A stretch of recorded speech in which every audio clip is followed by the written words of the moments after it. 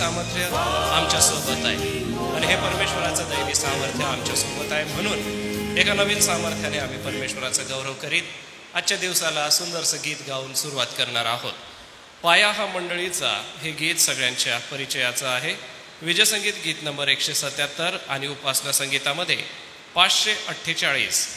पाया हा मंडळीचा आपण मंडळीच्या चालीवर गाऊ. विजयसंगीत गीत क्रमांक 177.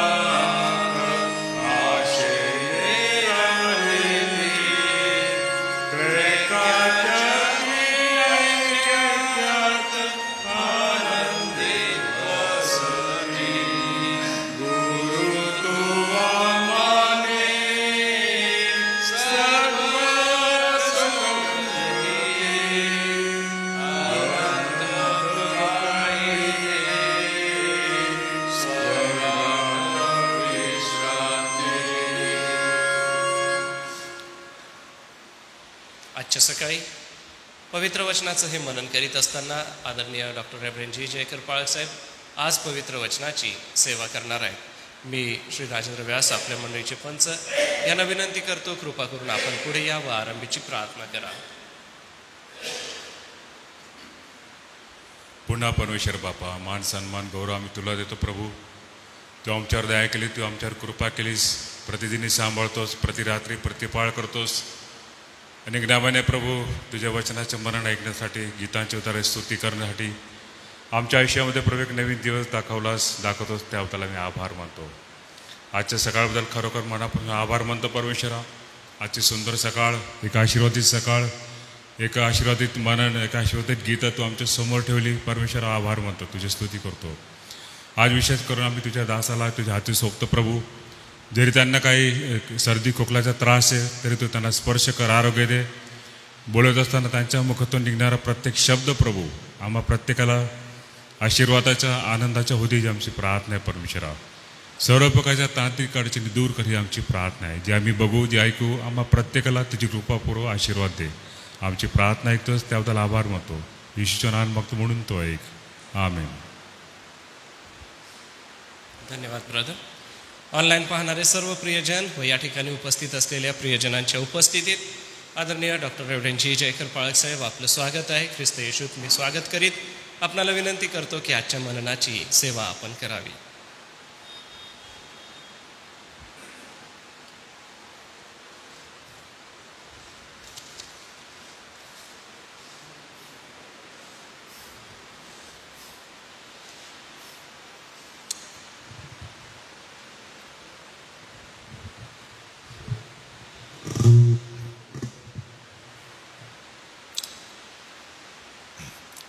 आम्ही सगळे परमेश्वराला धन्यवाद देतो, कारण की या वर्षामधल्या अर्ध्या टप्प्यामध्ये परमेश्वर देवाने आमचं सहाय्य केलं. या दिवसांमध्ये एस चर्च नंदुरबार तर्फे डॉक्टर राजेश वळवी यांच्या सल्ल्याने, यांच्या मार्गदर्शनाने, त्यांच्या मोठ्या सहकार्याने आणि आम्हावर विश्वास ठेवल्याने आम्ही जेवढे मंडळीत नेमलेले सेवक आणि दास आहोत, दीक्षित आणि अदीक्षित अशा सर्वांचे या समयी मी स्वतः वैयक्तिकरित्या आभार मानू इच्छितो. कारण या दिवसांमध्ये आम्ही किमान 39 चमत्कार बघितले, त्यावर चिंतन मनन केले, काही अध्ययन केलं, काही मार्गदर्शन घेतलं. त्यानंतर 41 स्तोत्रे आम्ही घेतली. 41 स्तोत्रे धरले तर 80 दिवस सरासरी सातत्याने एका विशिष्ट ठराविक विषयांना धरून मार्गदर्शन प्रत्येकाला मिळालं. मागील काही 10-12 दिवसापासून स्वतंत्र मार्गदर्शन प्रत्येकाला जे द्यायला पाहिजे ते देत आहेत. आणि साधारणपणे 90-100च्या जवळपास मंडळीतून सर्वांना देण्यात आलेले दिवस हे प्रभूने आम्हाला दिले, तुम्हाला दिले. आणि एवढं प्रचंड देवाच्या वचनाचं प्रगट करणे, देवाच्या वचनाला सांगणे, समजणे आणि अध्ययन करणे, यासाठी सिनियर पाळक जेवढे आहेत, आम्ही जे रिटायर आहोत ते स्थानिक मंडळीचे पाळक रेव्हरंट अनुप वळवी आणि मंडळीचे जे पंच आहेत, त्या सर्वांसोबत आम्ही देवाला धन्यवाद देताना खरोखर आनंद करतो की अशी प्रचंड दिवस सेवा करण्याची संधी आणि त्यातल्या त्यात स्वतःला तावून सलाखून चांगल्या प्रकारे सजवण्याची संधी, आपल्या प्रवचनांना, आपल्या विचारांना प्रगट करण्याची संधी क्वचितच कोणाला कुठे मिळते. देवाचा मी धन्यवाद करतो की जरी मी मार्गदर्शन करण्यासाठी असलो तरी श्रम घेणारे माझ्यासोबत सर्व जे साथीदार आहेत ते सुद्धा प्रशंसेस पात्र आहेत. परमेश्वर या सगळ्यांना आशीर्वाद देवो. आणि स्थानिक मंडळी एस चर्च नंदुरबार म्हणजे स्वार्थ अलायन्स चर्च नंदुरबार ही सातत्याने आपल्या लोकांसाठी सेवा देत आहे. सातत्याने म्हणजे साधारणपणे 17 सालापासून मी बघत आहे की ह्या 8 वर्षामध्ये क्वचितच आमचं जे काही करणं होतं मंडळीसाठी ते चुकलं. क्वचितच ज्यावेळेस आम्ही आलो नाही ऑनलाईन तेव्हा मंडळीचे काही कार्यक्रम होते, काही आमच्या सुट्ट्या होत्या, तरी वर्षाला साधारणपणे 200 ते 250पर्यंत निर्णयाप्रकारे सेवा प्रदान केली गेली सातत्याने दिवसेंदिवस. मला वाटतं देवाचं हे कार्य अद्भुत आहे आणि म्हणून मंडळीसुद्धा प्रशंसेस पात्र आहे. आम्ही देवाचा धन्यवाद करतो आजच्या सकाळी की आज पुन्हा एकदा पहिल्या पूर्वार्धाचा आज शेवटला माझ्याकडे दिवस आहे. पुढे काही कार्यक्रम आहेत, कदाचित गृहसन परत येईल, नाताळ येईल. त्या सर्वांचं नियोजन झाल्यानंतर त्या दरम्यान काय करायला पाहिजे हे परमेश्वर आम्हाला सांगो आणि त्याप्रमाणे आम्ही आज्ञापालन करू आणि सेवा प्रदान करू, याच्यात मुळीच शंका नाही. जे सर्व या दिवसामध्ये ऑनलाईन आले, ज्यांनी या सेवेचा लाभ घेतला, सरासरी 1000 ते 2000 लोक होते. आम्ही देवाचा धन्यवाद करतो की इतक्या लोकांनी सातत्याने त्याचा फायदा घेतला. मला वाटतं ही संख्या मोठी असेल कारण अनेक जण नव्या प्रकारे आमच्यामध्ये सामील होत गेले आणि म्हणून इतक्या मोठ्या प्रमाणावर लाभ घेणाऱ्या सर्वांना सुद्धा देवाचा आम्ही धन्यवाद करीत आनंद करतो की त्यांनी ही सेवा आमची स्वीकारली. खरं पाहिलं तर आम्ही यासाठी लायक नाही, पण आमची लायकी पाऊल म्हणतो तसं ती देवापासून आहे. आम्हाला देवाने कृपा दिली आणि तिचा आनंद मी स्वतः मनमुरादपणे घेत आलो. मी देवाचे उपकार मानतो, मंडळीचे उपकार मानतो. खरं पाहिलं असं 2 महिन्यापूर्वी मी जगतो की मरतो अशी परिस्थिती आली होती. फार निराश आणि कष्टी झालो होतो. आपल्या मरणाची मी तयारी करत होतो आणि मी विचार करत होतो की माझ्या मागे मी काय सोडणार. तेव्हा मी माझ्या खोलीमध्ये जाऊन जे काय मी केलं लिहिलं तर सर्व बघून मी देवाला धन्यवाद देत होतो की हे मी मागे सोडून जाणार. माझ्याकडे दुसरं काही नाही, तुझ्या वचनाचा अमोल ठेवा, तू जो आम्हाला दिला तो मी मागे सोडून जाणार. आणि ही देवाची कृपा मला मिळाली. मी पुन्हा एकदा रिकवर झालो, त्याच्यातून बाहेर आलो. अनेकांनी माझ्यासाठी प्रार्थना केल्या, मला उचलून धरलं. मी देवाचे उपकार मानित त्यांच्यासाठी सुद्धा धन्यवाद करतो आणि प्रार्थना करतो की देव त्यांच्या प्रार्थनेचा आशीर्वाद मोबदला प्रत्येकाला तो देव. जास्त पुढे जाण्या अगोदर एका महत्त्वाच्या लवकरच आपण ख्रिस्त जन्माचा सण आपण साजरा करणार आहोत आणि त्याची पूर्वतयारी जी आहे त्यामध्ये काही गोष्टी आहेत आणि त्या मी फक्त थोडक्यामध्ये मांडू इच्छितो. खरं पाहिलं तर वेळ असता तर मी जास्त केलं असतं, परंतु पुढच्या टप्प्यामध्ये कदाचित मी ते करू शकेन. आजच्या सकाळी आपल्या मननासाठी आहे मत्तयाचे शुभवर्तमान अध्याय 1 वचने 21 ते 25. मत्तय शुभवर्तमान अध्याय 1 वचने 21 ते 25. मत्तय असे लिहितो की तिला पुत्र होईल आणि त्याचे नाव तू येशू ठेव किंवा यहोशवा यशुआ असे ठेव, कारण तोच आपल्या प्रजेला त्यांच्या पापापासून तारील.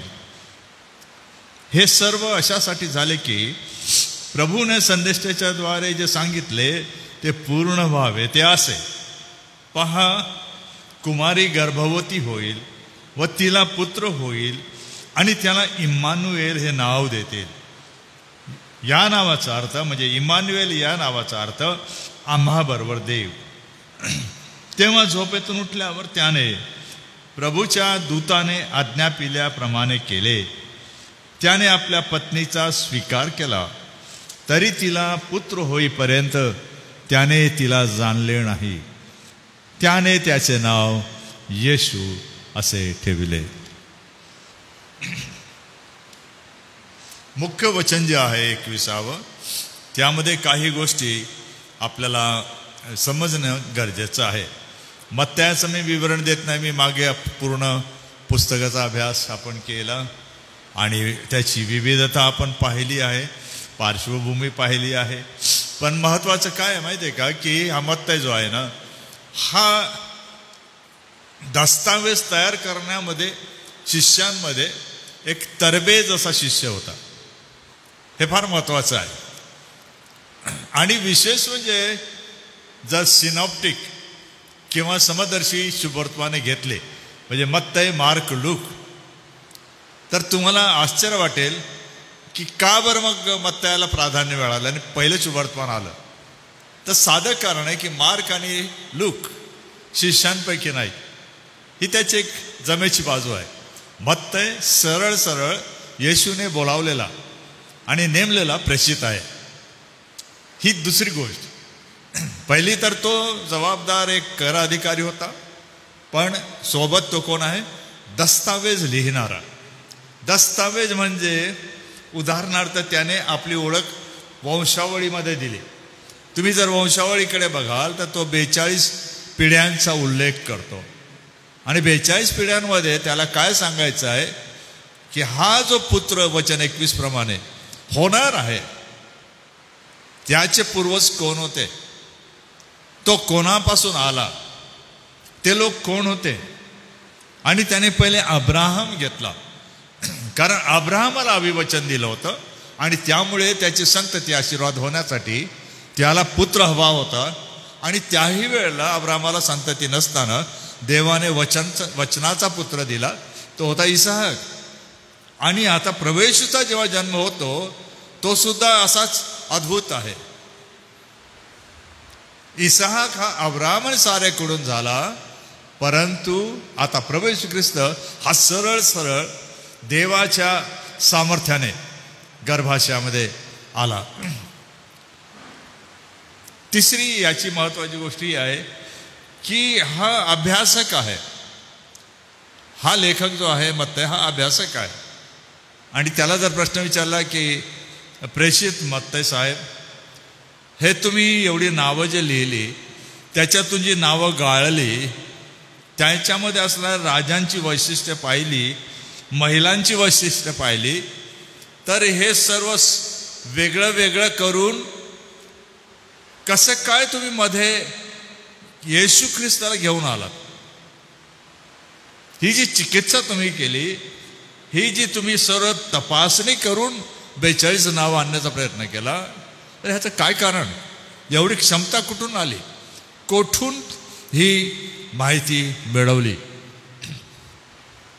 कुठून मिळवली ही माहिती? मग सोपं आहे. सोपं म्हणजे जरा शास्त्र वाचलं असेल तर पहिली गोष्ट म्हणजे एजरा.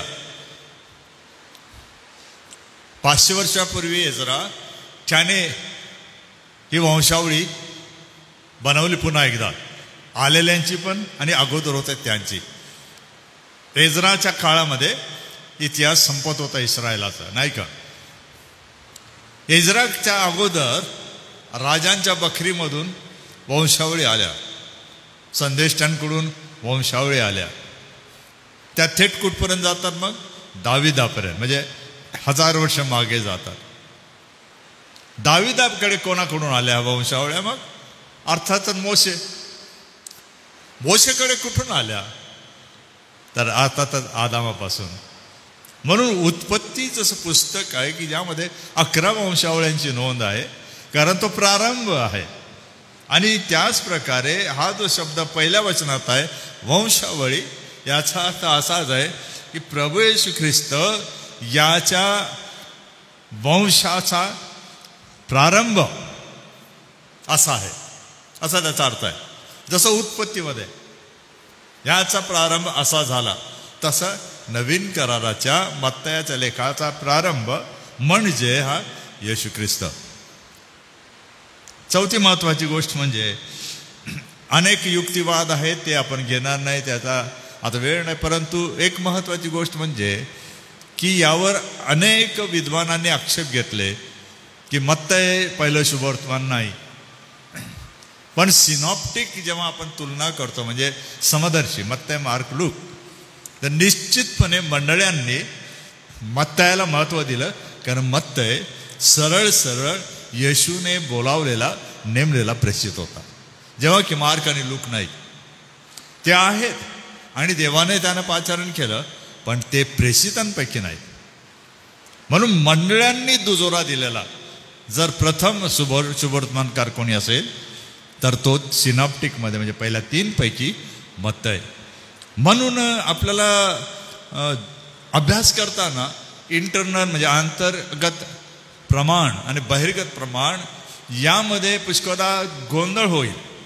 जर ती टीकाशास्त्राची आपल्याला जर जाणीव नसेल, अध्ययन नसेल, तर सर्व गडबड होऊन जाईल. कारण टीकाशास्त्र काय म्हणते? मार्काचं शुभवर्तमान पहिले आहे, कारण त्याला स्त्रोत म्हटले जाते, सोर्स. आणि ते पण बरोबर आहे की कोणी कोणाचं लिखाण वापरलं असं आहे. परंतु दुसरा आहे काळ. तिसरी गोष्ट आहे नेमणूक. मार्काची नेमणूक येशूने केली नाही, मार्काची नेमणूक पेत्राने केली, लुकाची नेमणूक पौलाने केली, पण मत्तयाची नेमणूक प्रभू येशूने केली. म्हणून या दस्तावेजाला फार महत्व आहे. म्हणून आज सकाळी थोडंसं हा प्रश्न मला मत्तयाला विचारायचा आहे की 21व्या वचनामध्ये मत्तय, तुम्ही म्हणता तिला पुत्र होईल, झाला, येशू ठेव त्याचं नाव दिलं गेलं. पण तोच आपल्या प्रजेला त्यांच्या, तो शब्द फार महत्वाचा, जरा नीट ऐका, तोच आपल्या प्रजेला त्यांच्या पापापासून नाही, not from their sin, from their sins, अनेक वचनी बहुवचनी शब्द प्रयोग आहे.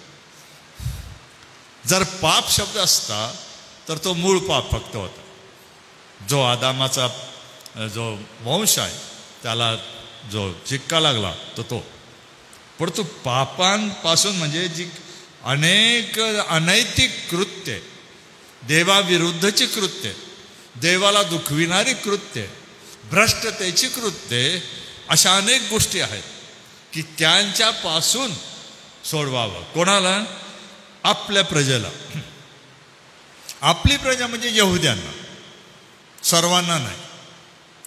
आता यामध्ये दुसरी गोष्ट अशी आहे की मग जर त्यांच्या कृतींपासून, पापांपासून सोडवायचं आहे, मग त्यांच्या तारणाचं काय झालं? मग त्यांचं तारण होईल का? मग कारण चुकांची क्षमा मिळाली, पण मूळ पाप त्याची क्षमा त्यांना मिळाली का?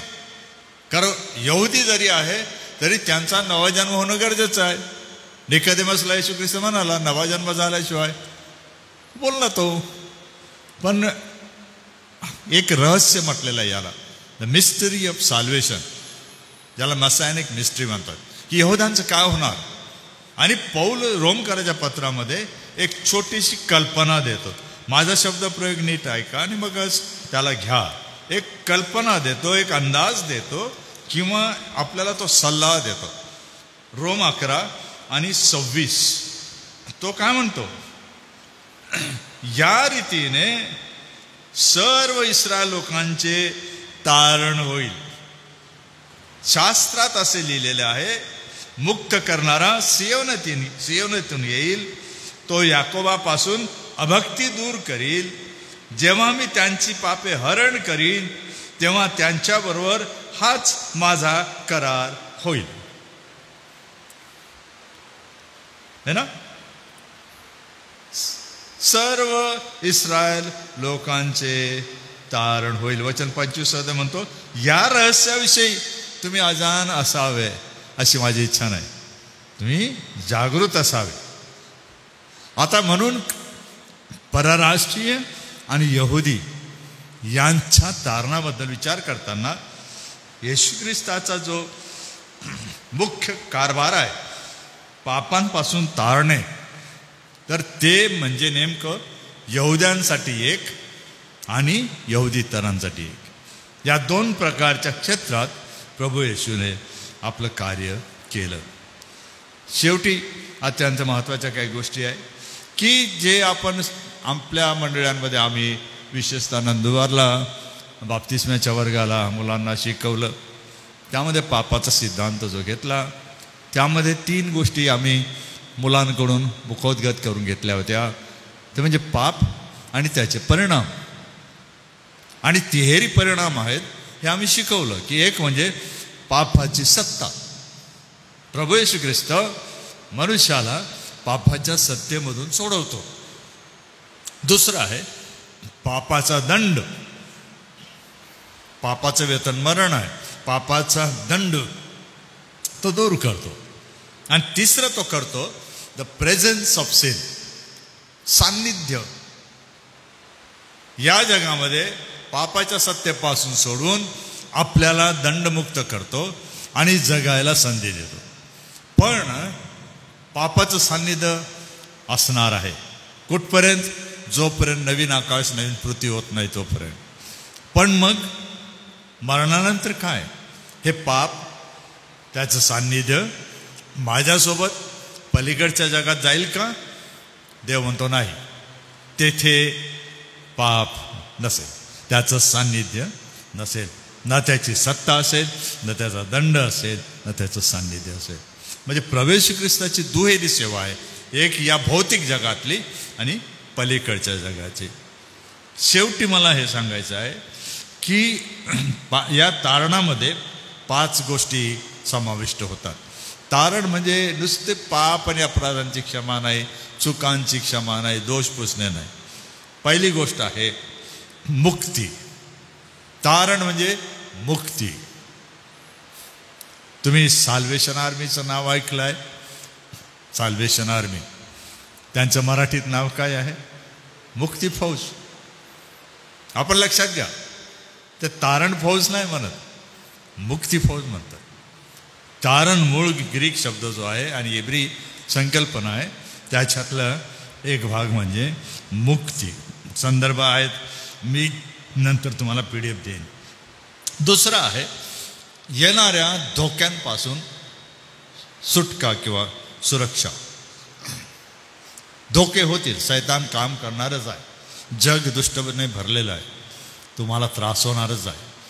परंतु अशा धोक्यांमध्ये जगताना देव म्हणतो मी काय करेन? तुमचं रक्षण करेन. स्तोत्र 23 प्रमाणे, मृत्यूछायेच्या दरीतूनही मी जात असलो तरी कुठल्याही अरिष्टाला भिणार नाही, कारण तू माझ्याबरोबर आहेस.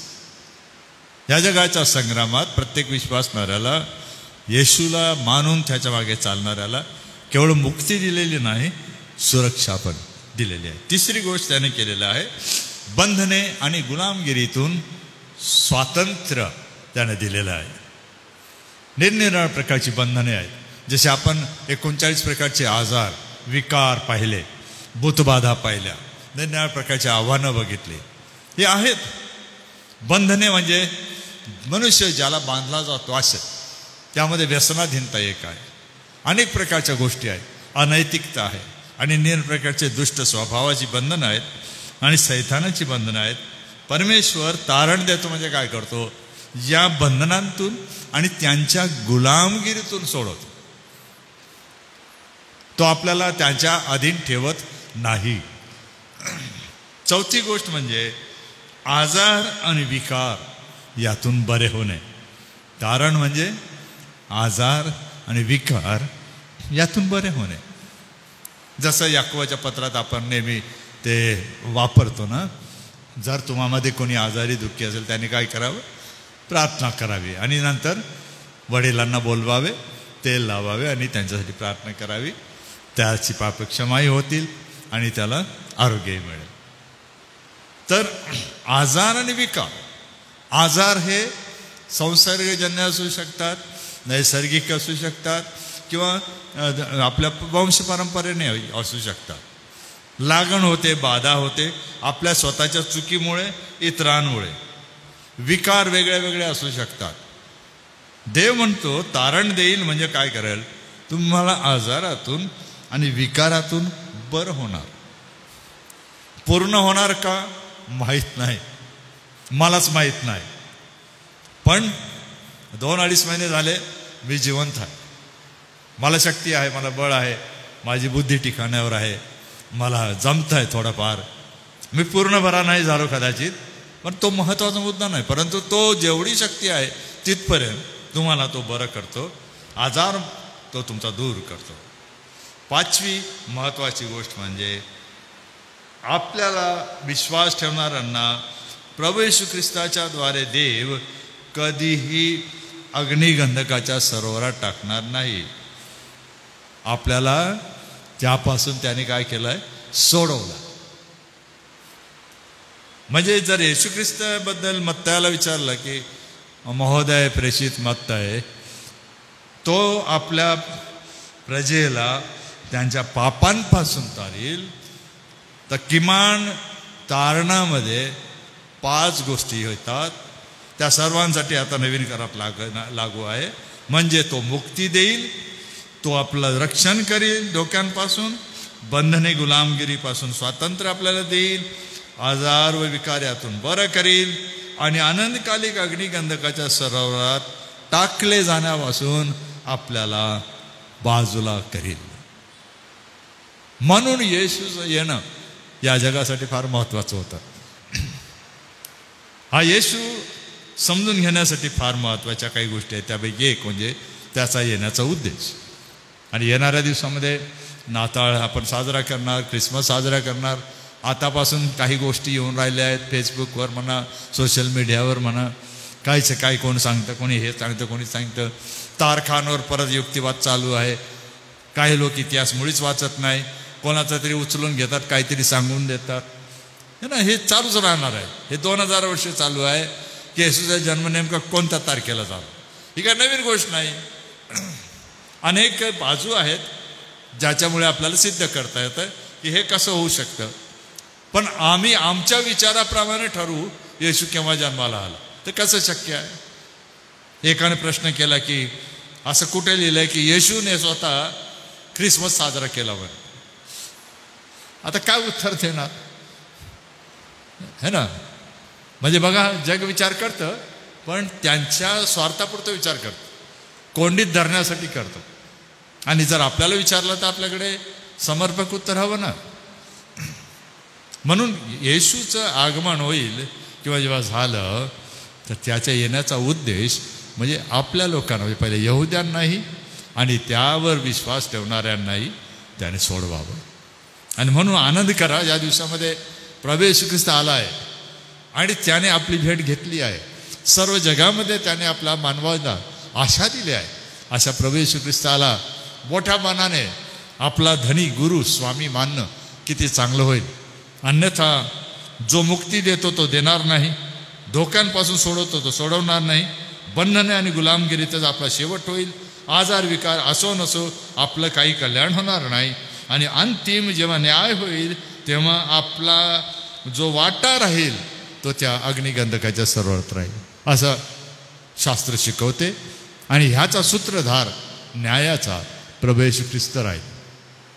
म्हणून या प्रभू येशूवर विश्वास ठेवा, त्याला माना, त्याची भक्ती आराधना करा, उपासना करा. विशेषतः ख्रिस्ती मंडळी सभासद आपण करा, यासाठी की तुमच्या माझ्यामुळे त्याला आनंद व्हावा की 2000 वर्ष झाले पिढ्या दर पिढ्या माझे लोक कोठेतरी थोडेफार माझ्या विश्वासात जगत आहेत. देवाची स्तुती असो, त्याला मान महिमा गौरव असो. Thank you very much. देव तुम्हाला आशीर्वाद देव.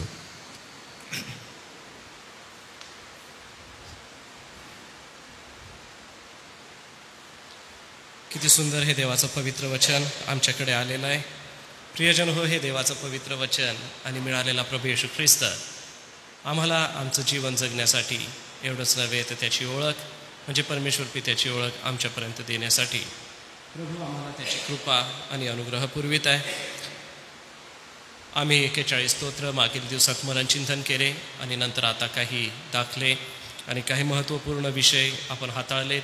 या सगळ्यांमध्ये सर्व सिनियर पाळक वर्ग यांनी जी गौरवी सेवा केली, यासोबतच मंडळीचे अध्यक्ष आदरणीय डॉक्टर राजेश भोईर सर, सर्व चर्च कमिटी आणि या सर्व अध्ययनाचं जे सुंदरसं असं लिखाण आमच्यासमोर दिलं ते आमचे आदरणीय डॉक्टर रेव्हरंड जी जयकर पाळकसाहेब, आपले मनपूर्वक मी आभार मानतो. ऑनलाईन बघणारे सर्व प्रियजन आहेत, आपणापर्यंत हे देवाचं पवित्र वचन आलं. हे वचन येण्यासाठी आम्हाला या ठिकाणी सेवा करण्यासाठी जी सर्व संधी मिळाली त्यासाठी चर्चचे आणि सेवेचे मनपूर्वक आम्ही आभार मानतो. व असंच आपण मननचिंतन करू. मी यासाठी ह्या सगळ्या गोष्टी सांगत आहे कारण की पुढच्या सप्ताहामध्ये युवक संमेलन आहे आणि VBS आहे, तर त्याची तयारी करण्याची असल्याकारणाने उद्यापासून आपण मननचिंतन थांबवत आहोत. आजचं हे शेवटलं मनन असणार आहे आणि उद्या धुळ्या मंडळीचे सनदी सुवार्तिक आहेत पियुष चतुर, यांची मागणी आहे. एंगेजमेंट असल्याकारणाने उद्या मॉर्निंग डिवोशन घेऊ शकणार नाही, म्हणून आपण उद्यापासून थांबवतोय, नाहीतर आपण सोमवारपासून थांबवलं असतं. तर ही महत्त्वाची गोष्ट कृपा करून ऑनलाईन पाहणारे सर्व प्रियजन आपण लक्षात घ्यावं की आज आपण मननचिंतन थांबवत आहोत, परंतु पुढे जेव्हा सुरू करू युवक संमेलन संपल्यानंतर किंवा नोव्हेंबर महिन्यामध्ये गृहसण आहे, तर त्या दिवसांमध्ये काय नियोजन आहे ते जसं आम्हाला चर्च कमिटीकडून कळेल तसं आम्ही तुम्हाला ऑनलाईन कळवू. तरी या मननचिंतनात प्रभू तुम्हाला सहाय्य करो. आजारी प्रियांची आठवण करीत असताना आपण मार्था कसुतार यांची आठवण करूया. प्रभुदेव बाप त्यांना आपला आरोग्य देव, आपली कृपा आणि अनुग्रहपूर्व. ज्यांचे जन्मदिवस आहे त्यापैकी आज धुळे या ठिकाणी असलेले श्री विलास चोपडे यांचा आज जन्मदिवस आहे. मंडळीच्या वतीने त्यांना आम्ही शुभेच्छा देतो आणि त्यांच्यासाठी आजच्या सकाळी आपण प्रार्थना करूया. मी सगळ्यांच्या वतीने प्रार्थना करतो आणि मग प्रभूने शिकवलेली प्रार्थना म्हणू व सन्माननीय रेव्हरंड जयेश पठारे पाळक साहेब शेवटी आशीर्वाद देतील. आमच्या थोर दयाळू मंदक्रोध दयामय परमेश्वर पित्या, आम्ही तुझी स्तुती करतो, तुझ्या नावाला धन्यवाद देतो. आणि थोडं मागे वळून पाहिलं असता आम्हाला असं लक्षात येतं की प्रभू हे मनन चिंतन अनेकांसाठी आशीर्वादित होत आहे. अनेक लोक आम्हाला भेटून त्याची साक्ष देत आहेत. एवढंच नव्हे तर जे व्ह्यूवर्स आम्ही ज्या वेळेला बघतो ते आम्हाला याची पावती देतात की आम्ही जे कष्ट करत आहोत, जी मेहनत करत आहोत, ते प्रभूच्या गौरवी सेवा कार्यासाठी आहे. आमच्या अध्यक्ष महोदयांसाठी आम्ही आभार मानतो. त्यांच्या मनात ही संकल्पना तू दिलीस पित्या व मॉर्निंग डिवोशन सुरू करून आज केवळ भारतातच नव्हे तर भारताबाहेर देखील तुझं पवित्र वचन गाजवलं जात आहे. चर्च कमिटीला दे बापा या गौरवी सेवेचा वाटा तू दिला, त्यासाठी आभार मानतो. यासोबतच आमचे सर्व सिनियर पाळक यांचा आम्ही मनपूर्वक आभार मानतो, कारण की आमचे हे सर्व सिनियर पाळक मोठ्या अभ्यासाने आणि जो प्रदीर्घ अनुभव त्यांच्या पाठीशी आहे तो अनुभव घेऊन दे बापा तुझं वचन आम्हाला समजावून सांगत असतात. आम्ही आभार मानतो दे बापा त्यांच्या जीवनासाठी व त्यांच्या समर्पित सेवेसाठी. सोबतच दे बापा आम्ही तुला धन्यवाद देतो डॉक्टर रेव्हरंड जी जयकर पाळक साहेब यांच्यासाठी.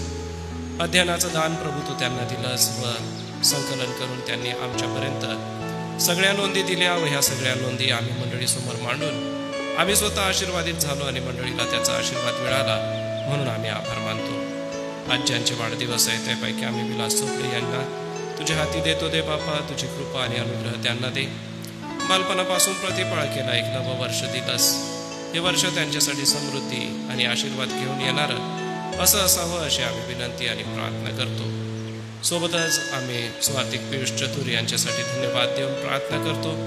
प्रभू तुझ्या गौरवी सेवा कार्यासाठी त्यांनी आपलं समर्पण केलेलं आहे. उद्या त्यांची होणारी मागणी विधी एंगेजमेंट आशीर्वादित कर आणि त्या सुंदरशा आनंदाच्या प्रसंगामध्ये प्रभू तू उपस्थित राहून मागणी प्रसंग आशीर्वादाचा कर.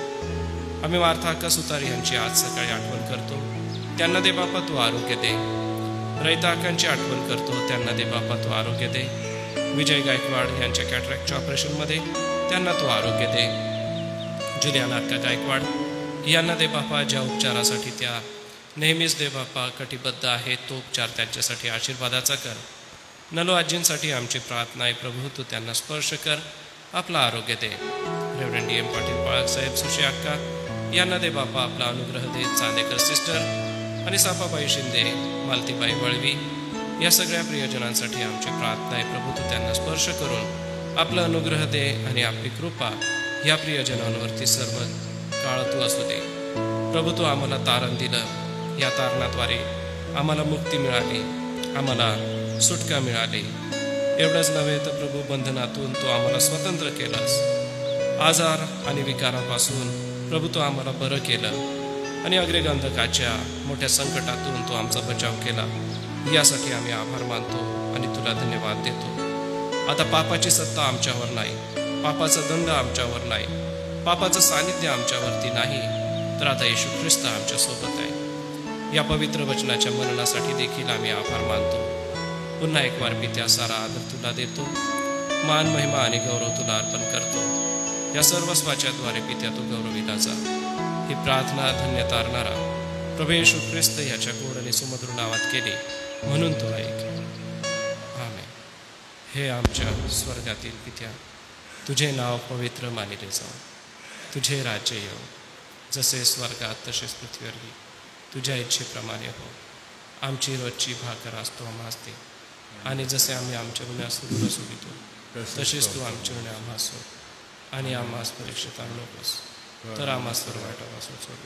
कारण की राज्य, सामर्थ्य आणि गौरव हे सर्व काळ तुझीच आहे. आमेन.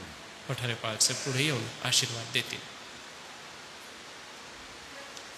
आणि आता आपला तारणारा प्रभू येशू ख्रिस्त याची कृपा, देवबापाची प्रीती आणि पवित्र आत्म्याची गोड संगती या आजच्या मन्नामध्ये उपस्थित असलेल्या सर्व प्रभूच्या दासांबरोबर, माननीय रेव्हरंड डॉक्टर जी जयकर यांच्याबरोबर, देवाची मंडळी आणि इस्रायल राष्ट्र याबरोबर आता आणि सदा सर्व काळ असो.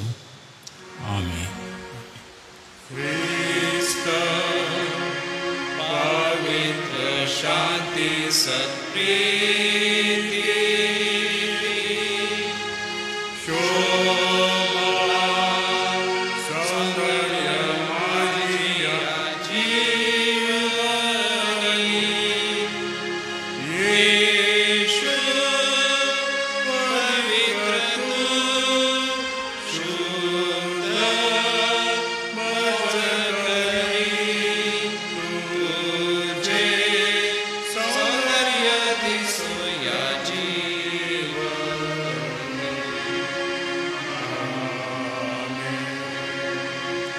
सर्वांना सलाम.